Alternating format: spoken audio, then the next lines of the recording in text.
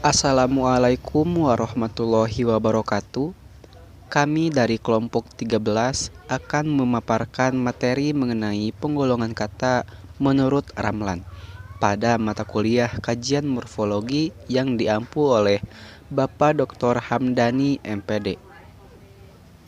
Sebelum kami memaparkan materi mengenai penggolongan kata menurut Ramlan, izinkan saya untuk memperkenalkan anggota dari kelompok 13. Yang pertama ada Ardia Krisna Ramadan, kemudian ada Andri Herdiansyah, yang selanjutnya ada saya, Diva Raihandika, kemudian yang terakhir ada Jusman Venetiruma.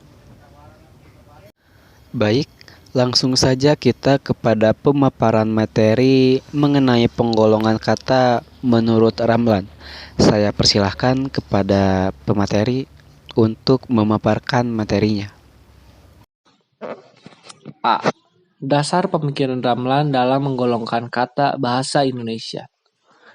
Dalam menggolongkan kata, Ramlan menggolongkannya secara formal. Kata formal sendiri merupakan bentuk kata sifat dari kata form, yang berarti bentuk atau wujud. Bentuk manakah yang dipergunakan Ramlan? Tentu saja bentuk berupa bentuk struktur gramatik. Sebab struktur fonologik bahasa Indonesia yang berupa unsur non-segmental atau suprasegmental tidak ada yang berfungsi mengubah atau membedakan golongan kata. Itulah perbedaan antara Ramlan dengan pemikir bahasa yang lain yang mana menggolongkan kata dalam bahasa Indonesia dari segi artinya. B. Penggolongan kata oleh Ramlan. Ramlan menyatakan bahwa penggolongan kata yang dibuatnya didasarkan pada hasil penelitian yang dilakukannya pada tahun 1982 sampai dengan 1983. Berdasarkan struktur sintaktik, kata bahasa Indonesia dapat dibedakan menjadi 12, yaitu 1. Kata verbal, 2. Kata nominal, 3. Kata keterangan, 4. Kata tambah, 5. Kata bilangan, 6. Kata penyukat, 7. Kata sandang, 8. Kata tanya, 9. Kata suruh, 10. Kata penghubung, 11. Kata depan, dan 12. Kata seruan. Ke-12 golongan tersebut atau ke-12 jenis tersebut nantinya kita akan bahas satu persatu dalam video ini. Yang pertama, kata verbal. Yang dimaksud dengan kata verbal ialah kata yang pada tataran klausa cenderung menduduki fungsi P atau predikat. Dan pada tataran frase dapat dinegatifkan oleh kata tidak. Contoh, kata berdiri pada tataran klausa, Ahmad berdiri. Ahmad sebagai subjek, kemudian berdiri sebagai predikat. Pada tataran frase dapat dinegatifkan oleh kata tidak, seperti tidak berdiri. Berdasarkan kemungkinannya diikuti frase dengan sangat yang berfungsi sebagai keterangan cara. Kata verbal dapat digolongkan menjadi 2 golongan, yaitu 1. Kata kerja, dan 2. Kata sifat. Kata kerja ialah kata verbal yang dapat diikuti oleh grase dengan sangat, diikuti frase dengan sangat, sebagai keterangan cara. Contohnya, kata menoleh dapat diperluas menjadi menoleh dengan sangat hati-hati. Membaca menjadi membaca dengan sangat tenang. Sedangkan kata sifat ialah kata yang tidak dapat diikuti oleh frase dengan sangat, sebagai keterangan caranya. Misalnya gugup. Berhati-hati tidak bisa menjadi gugup dengan sangat tiba-tiba atau berhati-hati dengan sungguh-sungguh. Ditinjau dari kemungkinannya diikuti objek, kata kerja dapat dibedakan menjadi dua, yaitu satu, kata kerja transitif. Ialah kata kerja yang dapat diikuti objek dan dapat dipasifkan. Dua, kata kerja intransitif. Ialah kata kerja yang tidak dapat diikuti objek dan sudah barang tentu. Kata kerja intransitif yang dapat diikuti pelaku. Nah, lalu ada kata nomina, kata-kata yang dapat menduduki fungsi S, P, O dalam klausa dan dalam tataran frase tidak dapat dinegatifkan oleh kata tidak, melainkan oleh kata bukan, dapat diikuti oleh kata itu, dan dapat mengikuti kata di atau pada sebagai aksisinya. Yang termasuk golongan kata nomina ialah kata benda dan kata ganti ialah kata nomina yang tidak menggantikan kata lain. Sedangkan kata ganti ialah kata nomina yang menggantikan kata lain. Kata ganti dapat dibedakan lagi berdasarkan kata-kata yang digantikannya, yaitu kata ganti yang pertama, diri ialah kata ganti yang menggantikan nama, baik yang bernyawa maupun tidak bernyawa. Menjadi kata ganti diri, pertama misalnya aku, saya, kami. Yang kedua misalnya engkau, kamu sekalian, Anda, dan ketiga misalnya ia, dia, beliau, mereka. Yang ketiga ada kata keterangan.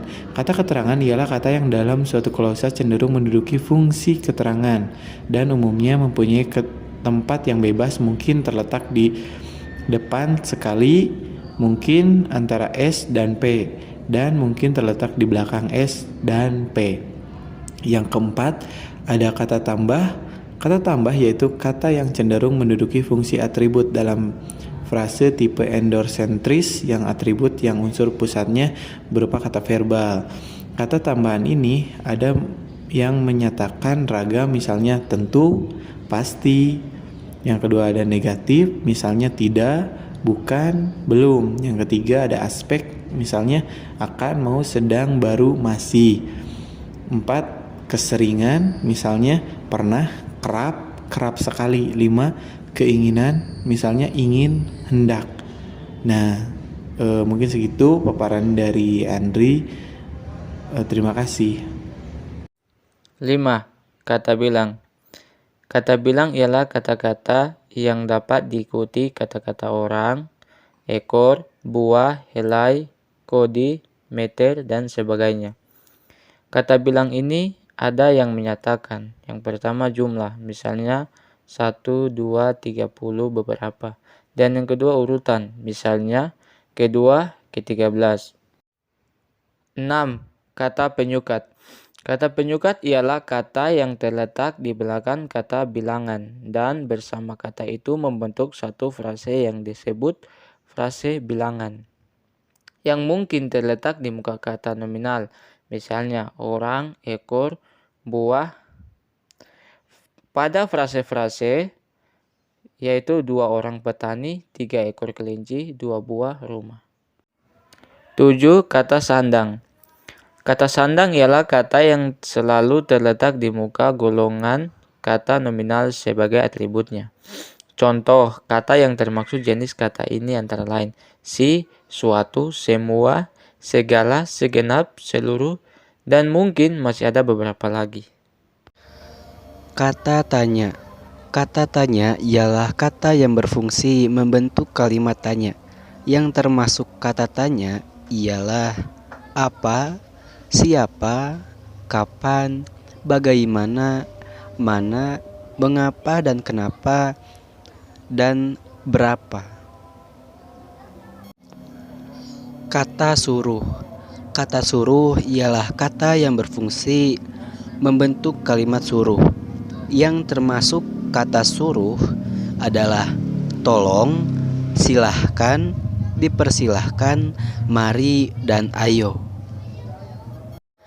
Kata penghubung. Kata penghubung ialah kata yang berfungsi menghubungkan satuan gramatik yang satu dengan yang lain untuk membentuk satuan gramatik yang lebih besar. Satuan yang dihubungkan itu mungkin bisa berupa kalimat, klausa, frase, atau kata. Ditinjau dari pertaliannya, kata penghubung dapat dibedakan menjadi 17 pertalian. Yang pertama, pertalian penjumlahan. Yang kedua, pertalian perurutan. Yang ketiga, pertalian pemilihan. Yang keempat, pertalian perlawanan. Yang kelima, pertalian lebih. Yang keenam, pertalian waktu. Yang ketujuh, pertalian perbandingan. Yang kedelapan, pertalian sebab. Yang kesembilan, pertalian akibat. Yang kesepuluh, pertalian syarat.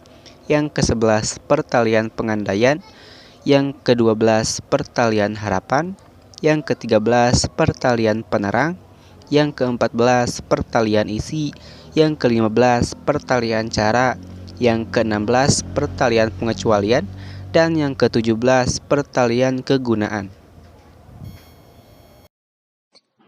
Yang 11 ada kata depan.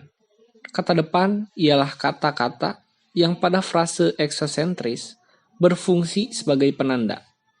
Misalnya, kata-kata di, pada, ke, kepada, dari, daripada, terhadap, bagi, dalam, akan, akibat, antar, antara, atas, dan sebagainya. 12. Kata seruan. Kata seru ialah kata-kata yang dalam suatu kalimat berdiri sendiri, terpisah dari unsur lainnya.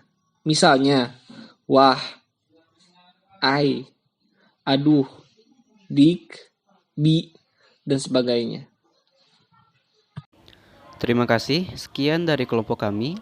Mohon maaf jika ada salah-salah kata. Wassalamualaikum warahmatullahi wabarakatuh.